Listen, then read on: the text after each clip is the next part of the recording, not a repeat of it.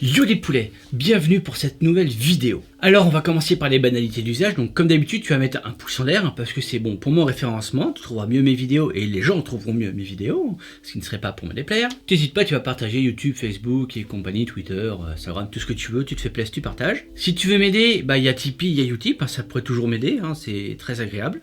Et d'ailleurs à ce sujet-là, je tiens à remercier mon tipeur, hein, car j'ai eu mon premier tip dernièrement. Enfin peut-être pas tout de suite parce qu'en fait comme je tourne en décalé, c'est mon type, je l'ai eu un petit moment. Mais merci à toi mon tipeur et grâce à toi, bah les gens vont voir cette série de vidéos parce que c'est toi qui as financé en partie cette vidéo. Enfin du moins celle-là et les autres qui suivent. Oui parce qu'en réalité on est sur une série de 4 ou 5 vidéos en le montage que je vais faire, je ne sais pas encore, mais on est sur une série de vidéos. Bon, on va y revenir. Mais avant de passer au sujet sérieux, sache qu'à partir de maintenant, dans la description de la vidéo, tu trouveras systématiquement des liens pour acheter tout le matériel que j'utilise. Si tu n'as pas envie de te faire chier à chercher et que ce que j'utilise, c'est ce que toi tu veux, je dis bien si c'est ce que toi tu veux, hein, faut pas te forcer à acheter, et bah t'as le lien en dessous, comme ça tu te fais pas chier à chercher, tu as le lien qui t'emmènera sur Amazon, et tu iras t'acheter ton truc, hein, je sais pas, que ce soit de la peinture, hein, et je sais pas quoi, parce que j'ai plus d'exemple en tête, mais voilà. Alors sachant que je l'ai déjà fait pour certaines vidéos anciennes, voilà, je suis retourné les voir, j'ai remis quelques produits, pas toutes, hein, mais certaines, à partir de maintenant, elles l'auront toutes. Et au passage, si tu fais de la vidéo, ou du son, ou ce genre de choses,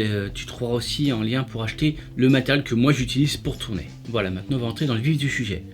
Donc tu vas voir que là on est sur, comme je t'ai dit, une série de vidéos, parce qu'on va avoir un concept un petit peu différent de ce que je fais d'habitude, où d'habitude je te montre juste une technique, et puis après t'en fais ce que toi tu veux. Mais là je vais pas la faire de la même façon, je vais te montrer comment faire un diorama de A à Z. Pourquoi alors que d'habitude je ne le fais pas? Tout simplement parce que sur ce diorama là, toutes les techniques que j'utilise dessus, il n'y en a aucune que je t'ai déjà montré. Donc écoute, c'était l'occasion. Mais sache que c'est pas parce que je fais ce duo là que tu es obligé de faire le même. Tu reprends mes idées mais tu les refais à ta façon. C'est ça l'intérêt. Ça sert à rien de copier. Enfin après tu peux, hein. Ça te fait plaisir, je m'en tape. Mais en soi n'hésite pas à remanier les choses à ta façon et à mettre ta personnalité dans ce que tu vas faire. Donc comme tu as certainement dû le voir dans la miniature que je vais faire plus tard, tu sais ce qu'on va réaliser. De toute façon il est là. Tac tac tac tac tac. Voilà. Il est là-bas. Donc c'est ce diorama là. De toute façon que tu vois là, je suis content, tu vois derrière moi. J'ai oublié que j'avais mis le diaporama. Donc comme je te dis, on sera sur plusieurs vidéos. Première vidéo, ça sera sur la réalisation de l'explosion.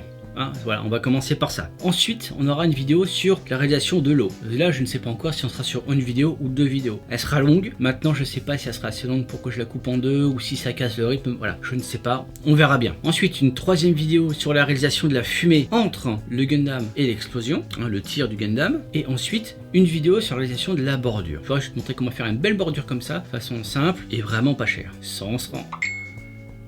Téléphone qui sonne, sans te prendre la tête. Voilà, comment on va faire cette explosion rétroéclairée avec une ampoule LED à l'intérieur. Alors déjà, il faut commencer par installer la douille. Voilà, comme d'habitude, hein, j'ai mon petit support hein, pour me rappeler, pour ne rien oublier de te dire, hein, bien sûr. Donc, on va commencer, comme je disais, par installer la douille. Alors, t'hésites pas, tu fais le trou pour mettre ta douille. Tu fais un petit sillon derrière pour glisser le câble si tu en as besoin. Après, ça dépendra de la configuration de ton diorama ou de ta douille. Tu as des douilles qui peuvent peut-être ne pas en avoir besoin.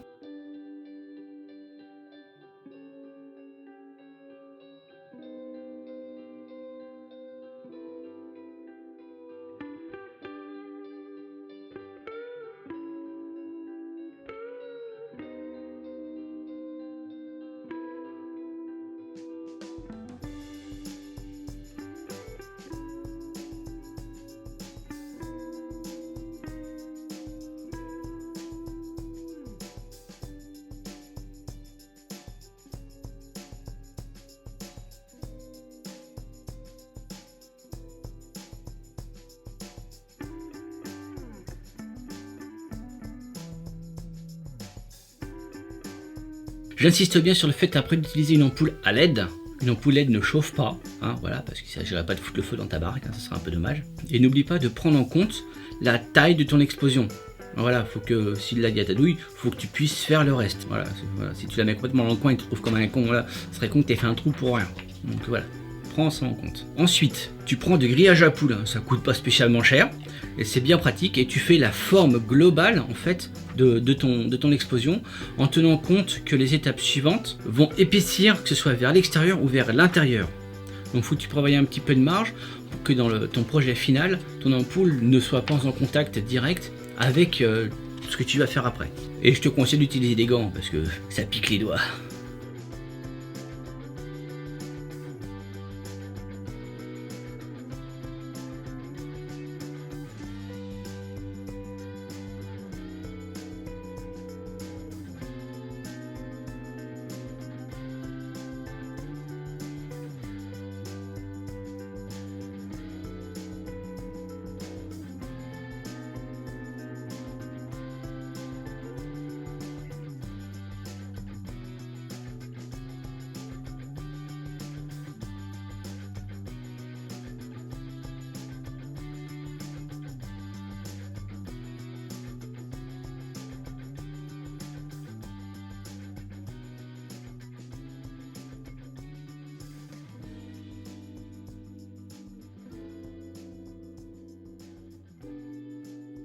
Voilà, alors une fois que c'est fait, tu vas utiliser du rembourrage de coussin. Après tu peux utiliser du coton, mais moi perso j'aime pas le rendu du coton, du moins pour cette échelle là. Après ça peut fonctionner sur des échelles plus grandes, où tu as besoin de voir plus de détails, mais là pour ça le coton je trouve ça pas beau pour une explosion. Donc moi j'ai utilisé du rembourrage de coussin. Après tu fais ce que tu veux, après libre à toi comme je te dis, utiliser ton imagination. Un petit remerciement spécial à la vendeuse de chez un magasin que je ne citerai pas parce que je ne sais pas si je peux me permettre, mais qui m'a gentiment donné tous ces échantillons remplis de rembourrage spécialement pour cette vidéo. Merci madame. Bien sûr, le rembourrage ça peut s'acheter directement en gros, mais si c'est pour te poter avec un sac qui est gros comme ça alors que tu as besoin de pas grand chose, je pense que des fois c'est plus facile de faire ça, voire même j'ai déjà fait, t'achètes un coussin à 1,50€ chez Ikea, ça te coûte moins cher de faire ça de prendre le rembourrage qu'il y a dedans que d'acheter un sac de 15€ de rembourrage. Donc voilà. Alors le but c'est de combler les trous dans ton grillage à poules avec ce rembourrage. Donc n'hésite pas, tu prends des petites boules de rembourrage, tu les enfonces dedans, tu les coinces dedans, tout simplement. Après quand tu les mets, si ça bouge, t'inquiète, il n'y a pas de souci, ça pour ce qu'on fera plus tard. Ça sera fixé, ça bougera pas. Donc sur le rendu final, tu seras tranquille. Donc si ça bouge un peu là encore, te prends pas la tête, c'est pas grave.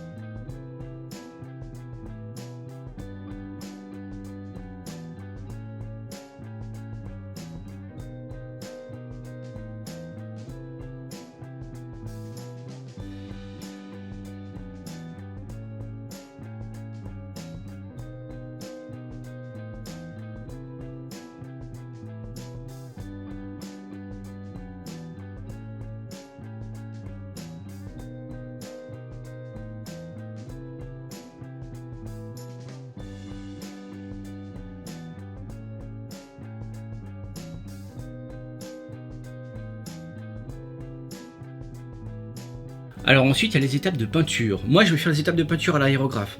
Mais après, ça marche très bien à la bombe de peinture. Il sera peut-être un peu moins précis, mais le rendu sera quand même là. Donc, n'hésite pas à le faire à la bombe. Après, si tu veux voir le rendu que ça donne avec une bombe de peinture, sur le blog de Fenêtre sur Diorama, tu retrouveras un tutoriel où on te montre toute la marche à suivre pour faire ça. À la bombe, bien sûr. Donc après, si moi j'oublie pas tout à l'heure au montage de mettre un lien, je te mettrai un petit lien dans la description ou une petite fiche en haut, si je peux, je sais même pas si je peux mettre une fiche en haut pour un lien externe, pour t'orienter vers le blog de Fenêtre sur Diorama. Après, je me rappelle plus qui est-ce qui a fait ce tuto dans le blog, mais voilà, il y en a un. Donc voilà, je vais commencer par faire une couche de jaune plus ou moins uniforme.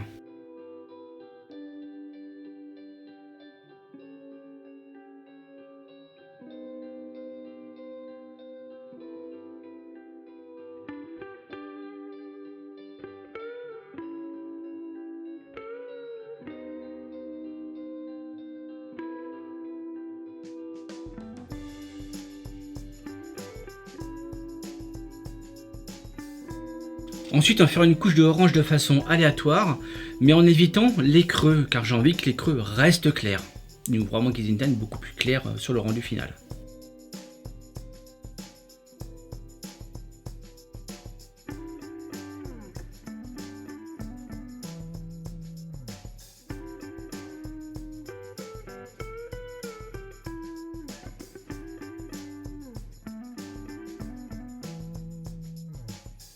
Ensuite, une touche de rouge, de la même façon que l'orange, sauf que tu en mets là où tu n'as pas mis de orange, bien sûr.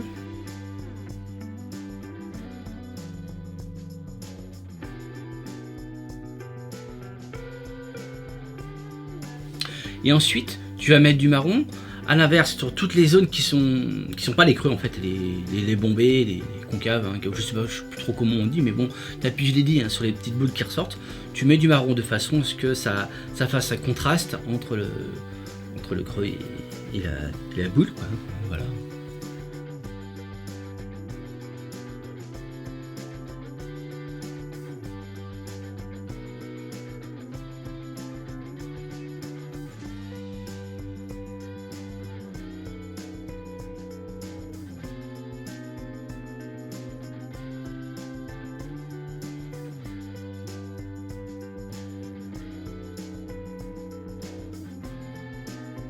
Bon alors au final je me rends compte que mon rendu, bah, il est trop rouge, hein. Il est trop rouge à mon goût et puis trop rouge trop court je pense. Donc ce que j'ai fait c'est que j'ai refait un coup de jaune un petit peu partout en forçant bien dans les creux comme je disais, où je voulais que les creux soient plus clairs.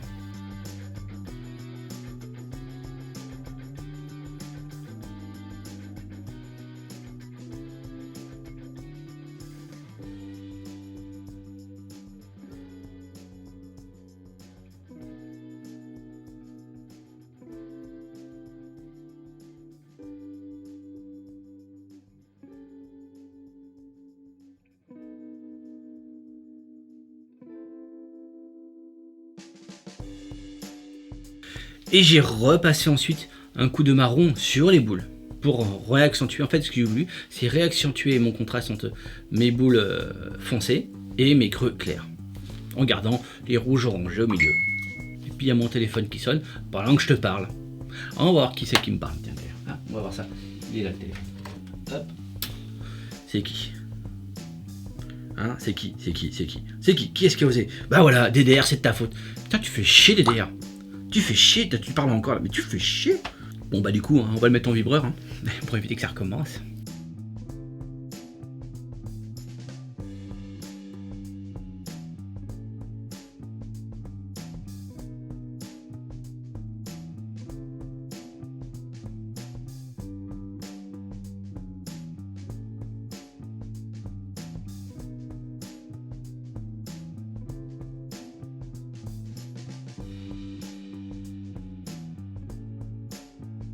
Alors maintenant déjà tu vas te rendre compte que ta peinture, elle va avoir, une fois sèche bien sûr, hein, elle aura déjà fixé plus ou moins ta boule. Donc tu vas te rendre compte que ton coton va beaucoup moins bouger. Et ben maintenant tu vas rajouter une couche de vernis mat par dessus qui va te refixer encore plus l'ensemble. Et en plus va protéger ta peinture. Et puis maintenant bah, t'as plus qu'à allumer pour voir le rendu.